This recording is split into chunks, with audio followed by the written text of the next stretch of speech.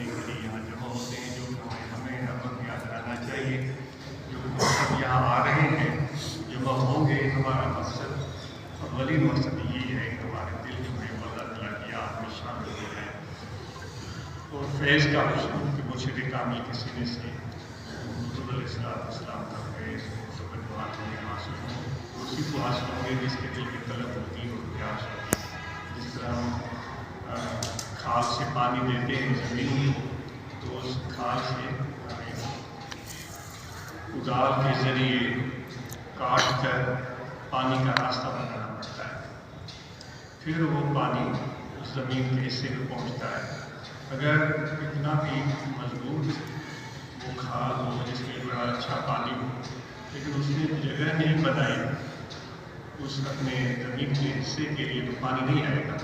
تو دوستو یہ سلسلہ نقشبندیہ کی بات ہوگی تو ہم اپنے دل کو متوجہ رکھیں اور مطالعہ رکھیں اور کثرت سے کریں، اور یہاں جو بھی احباب آئے ہوئے ہیں نظم و ضبط کا مظاہرہ کریں، آنے والے دوستوں کو جو نئے لوگ ہیں خصوصاً ان کی تعاون کریں، ان کے لیے آسانی ہو۔ اور ہم سب جو یہ کوششیں کر رہے ہیں اس میں ہم سب سے زیادہ جو اہمیت کے حامل ہیں وہ ہمارے نوجوان بچے ہیں۔ ہماری یہ تمنا ہے، ہم سب کی مشترکہ تمنا ہے کہ ہمارے بچے لائق اور اچھے انسان بنیں تاکہ اس ملک کو، اس قوم کو اچھی رہنمائی مل سکے۔ یہی بچے آج بچے ہیں، کل یہی ہماری رہنمائی کریں گے۔ تو اس لیے علم بڑا ضروری ہے۔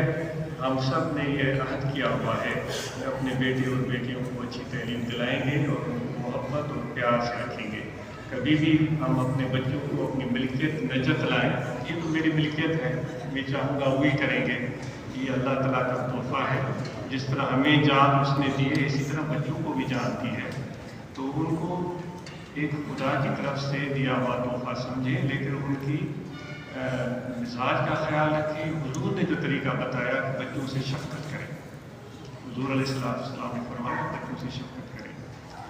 اور باقی جو ہم لوگ ہیں تو اس میں اگر ہمیں کچھ فائدہ ہو جاتا ہے، ذکر ہو گیا مرشد کی محبت اور فیض کا حصول، اور پھر تعلیم کی بات ہوئی، نوجوان بچوں کی بات ہوئی۔ اب جو ہم ہیں جو اپنے جوانی سے آگے بڑھ چکے ہیں، اگر ہمارے اندر کوئی بہتری پیدا ہو جائے، ہم میں سے کوئی نشے کا عادی تھا، ہم میں سے کوئی سگریٹ پیتا تھا، کوئی جوا تھا، کوئی کسی اور علت میں تھا، اگر وہ چیز ہم چھوڑ دیں اور خرابی کو چھوڑ دیں اور ٹھیک ہو جائے تو یہ ہمارے لیے بونس ہوگا۔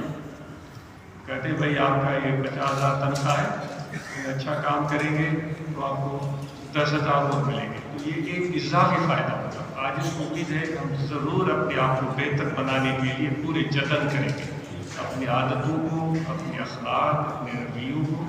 اسی لیے ذکر ہم کر رہے ہیں، یہ ہم اپنے اوپر محنت کریں۔ ہم بچوں پر بڑا غور کرتے ہیں کہ اس کو حافظ بنا دیں، اس کو قاری بنا دیں، اس کو عالم بنا دیں۔ کچھ بھائی اپنے اوپر بھی محنت تو کریں، ہم اپنے اوپر کیوں نہیں محنت کرتے؟ اگر شوق ہے تو آپ قرآن مجید سیکھیں، کس نے روکا؟ آپ قرآن سیکھیں، کس نے آپ کو روکا؟